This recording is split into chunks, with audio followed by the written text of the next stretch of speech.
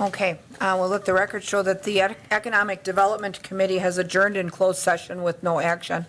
The Finance Committee will continue on with the rest of its agenda, beginning with item number 3, which is the minutes of our previous meeting from 5/23 of '23, copies of which are in the packets.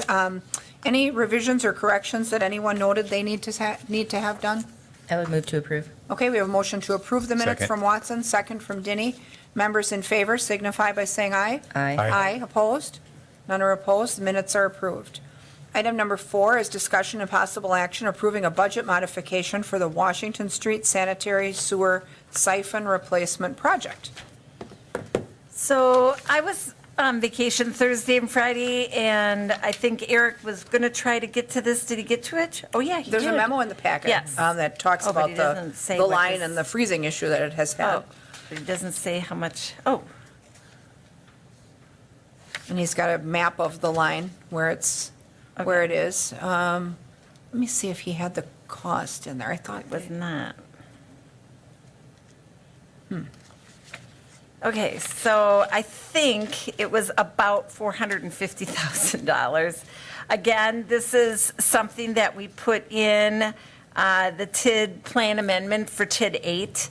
So his proposal is to fund it from that plan, and it would require a budget modification.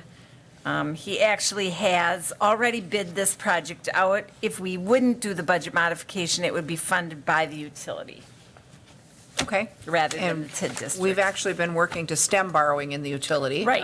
With our ARPA dollars and Yep. whatnot, so it would certainly make sense for us to not force them into a situation where they're taking on debt, because that's counterintuitive to what we've been trying to do. Right.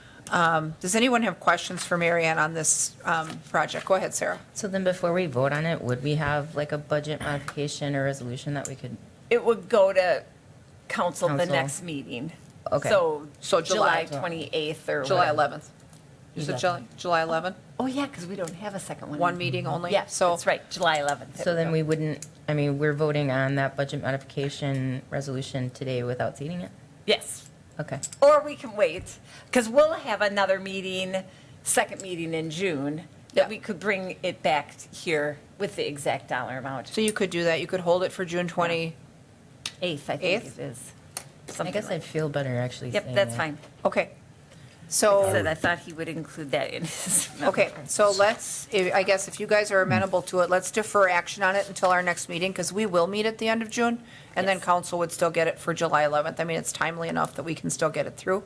If you guys are good about waiting, So do you want a motion to postpone until the you 28th? wouldn't need to. I mean, you can Okay. just, if you guys agree by consensus that you don't want to take action yet without all the facts, we'll hold the item and then bring it back to you at the next meeting. Okay, that certainly makes sense. Item number 5 is discussion and possible action on a budget modification for the purchase of Badger Book electronic poll books for elections.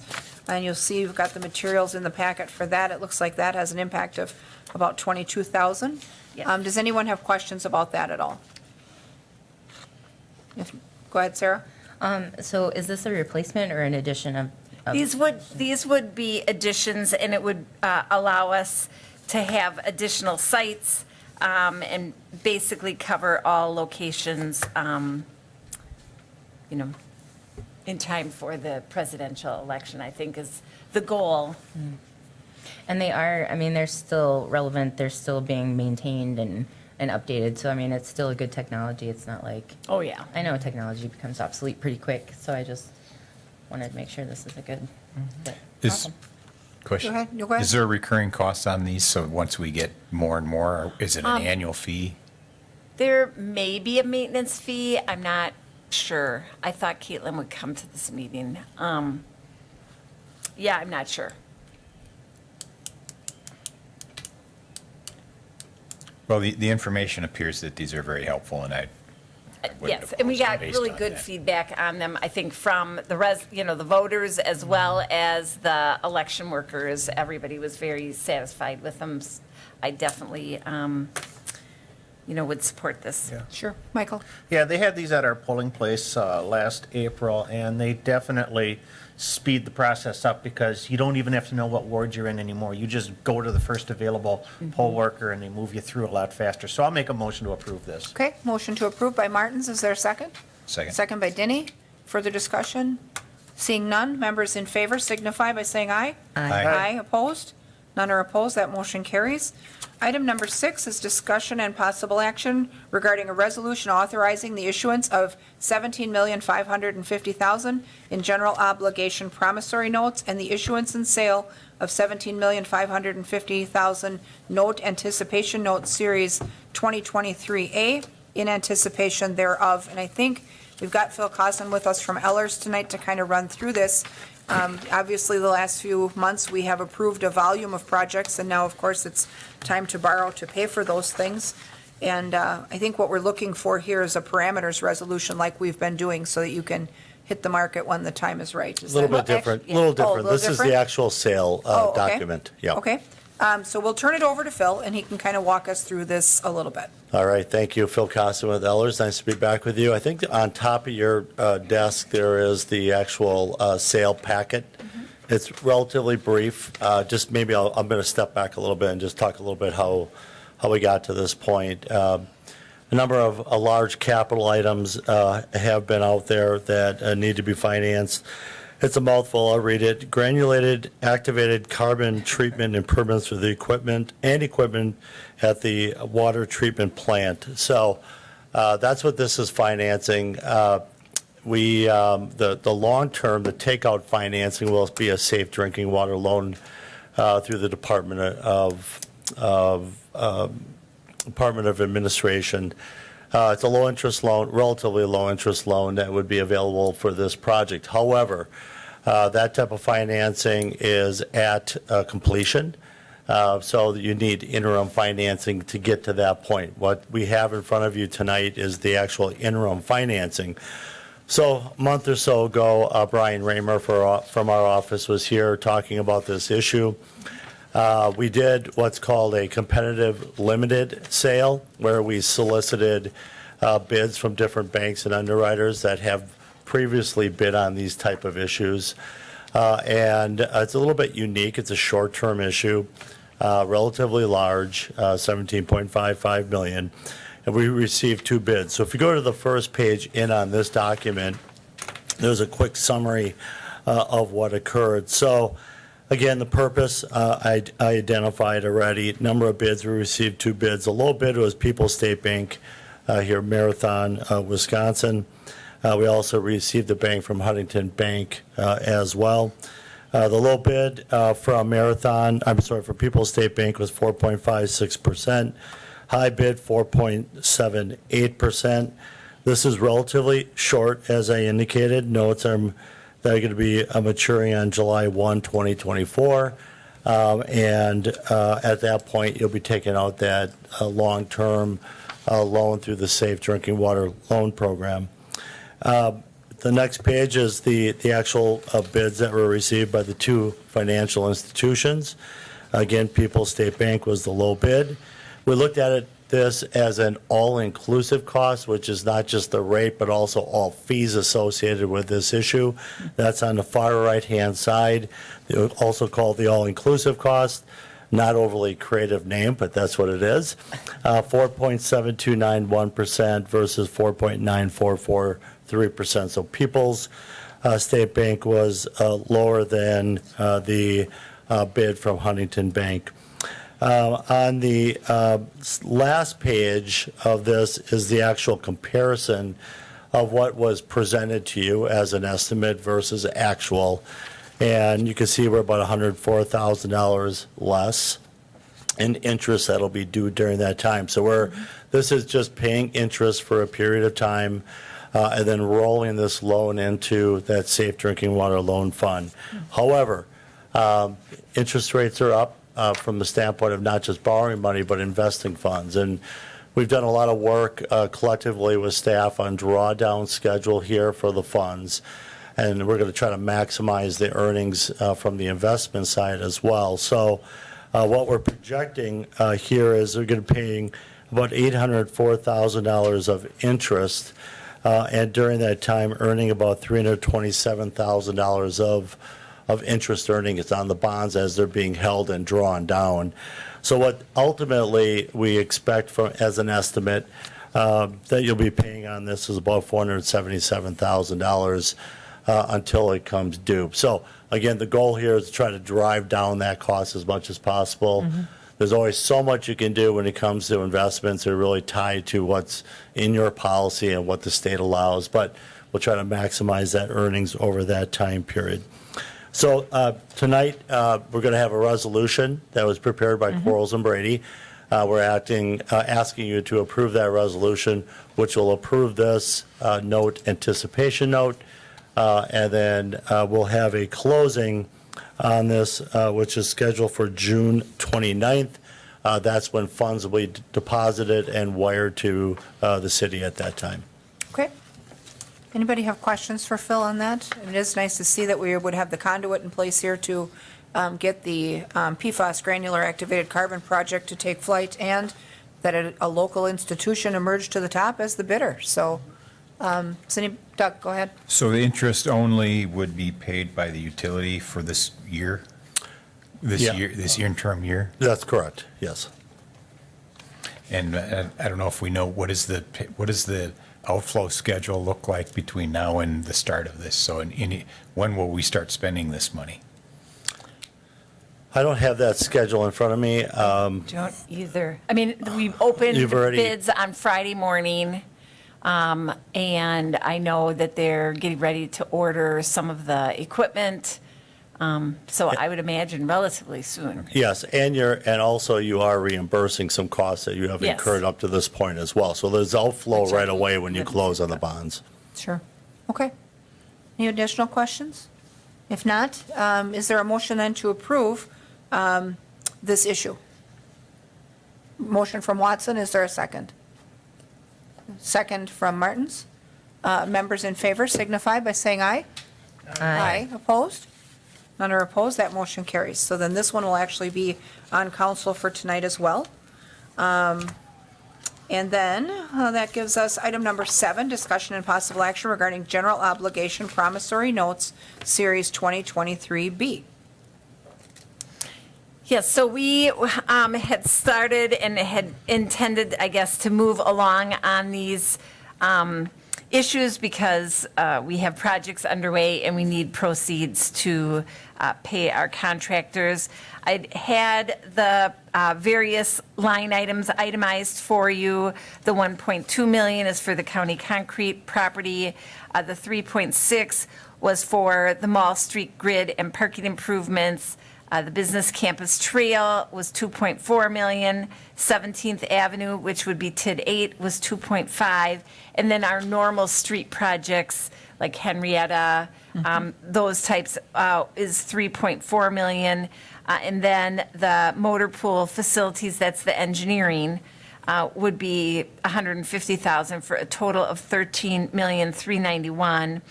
In the 3.6 for the mall, there was some soil remediation work, and with the delay of the T-wall project, that is going to be delayed in 2023. So I'm thinking we'll be able to remove about 750,000 of project costs out of our list here.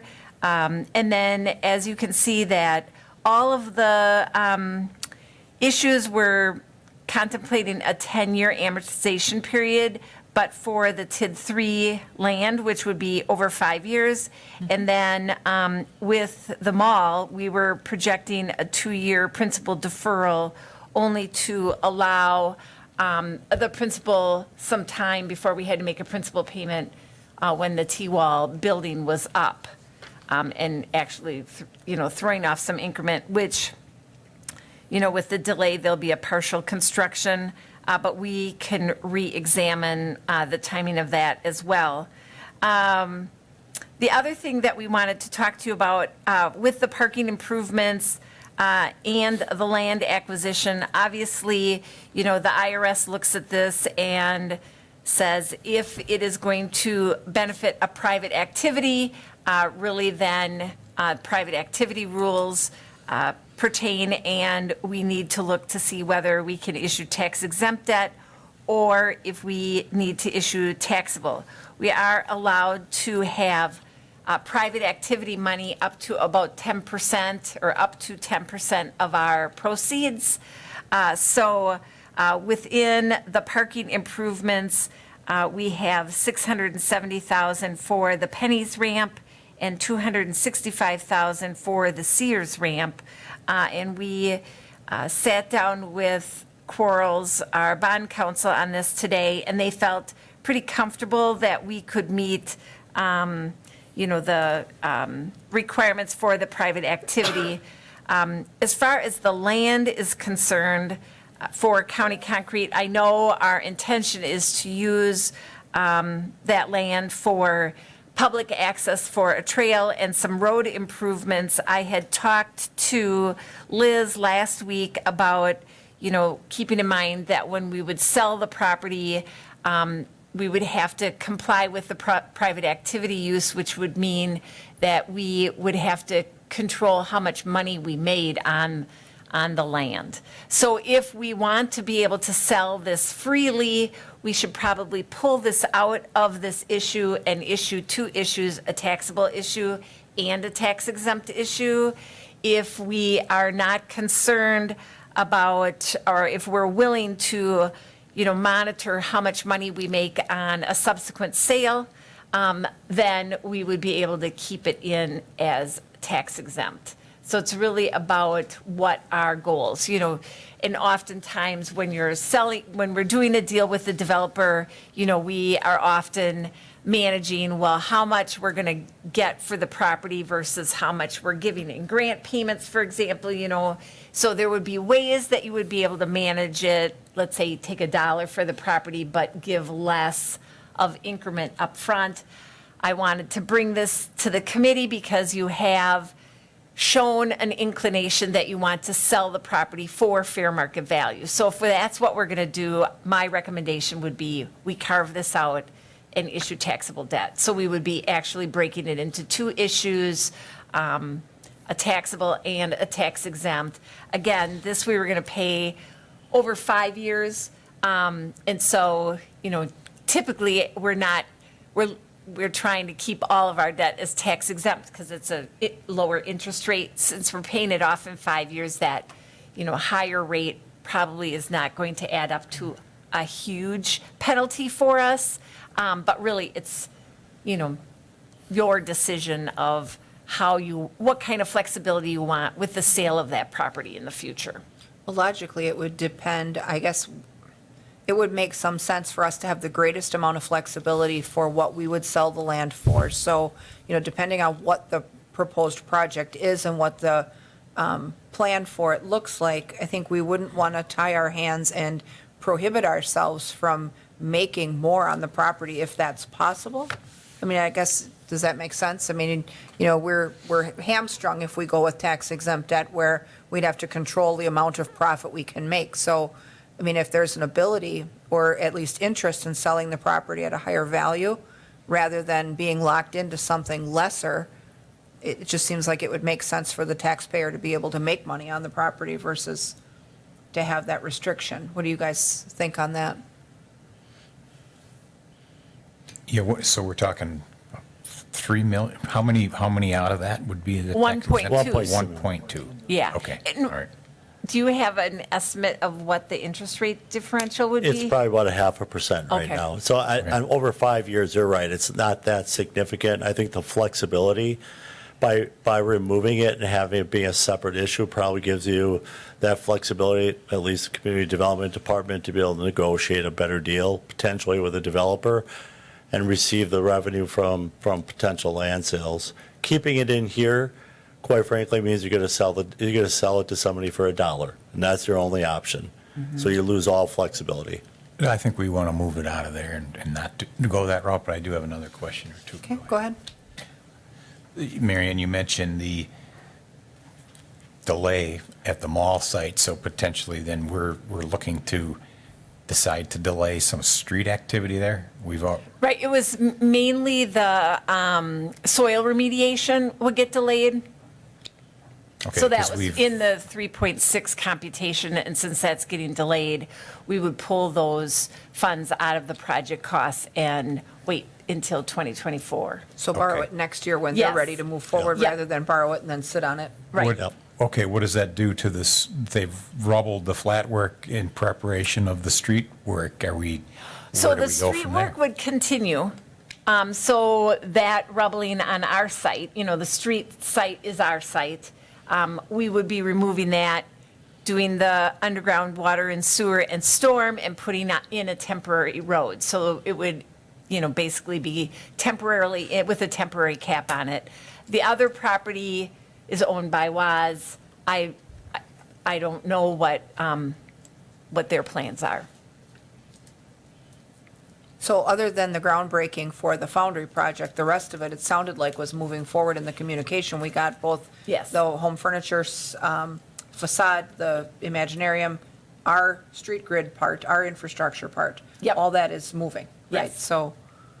So we would just hold off on the borrowing for our portion of that building site then, right? Of the, So- yes, of the soil removal. Okay. All right.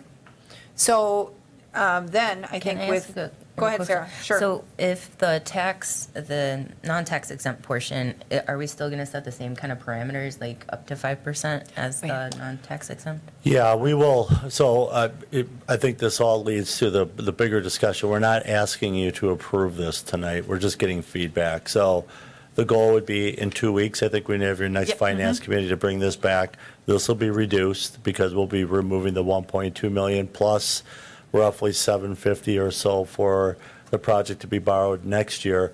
We'll bring this back with new parameters as well. So we're not asking for any approval tonight. We're just looking for feedback from the group. Okay, and so we wouldn't need to vote on that then? We can kind of agree on that by consensus and then give Mary Ann and Phil some direction. So if you wanted to see two separate issues, and, well, obviously, the one is going to be reduced just because the project isn't moving forward, but I think it makes sense. I think what I heard from all of you is that you want to see two separate borrowing resolutions to piece out that 1.2. Go ahead, Doug. Yeah, sorry, one last. I agree with that. I guess looking at our historical precedent, I guess, on borrowing general obligation on street maintenance, like, for example, Henrietta Street, how does that affect, I mean, does that have an effect on our ratings when we're borrowing for maintenance as opposed to other normal funding for streets? Not necessarily. I mean, they're not going to get that granular in the rating process. What they will look at is kind of outstanding debt. They'll look at how quickly you're paying it back. They'll look at fund balance policy. They'll look at the wealth indices of the community as a whole, and they're going to compare that to other similar size and rated communities. But they're not going to look at necessarily what you are financing. All they care about is that it fits within kind of the norm. So they don't want to, if you're going to buy a squad car, they don't want you financing that for 10 years or 20 years. So they're not going to get that granular in the street work. Okay, well, I guess maybe it speaks just to our overall philosophy. Is it a best practice to borrow for street maintenance?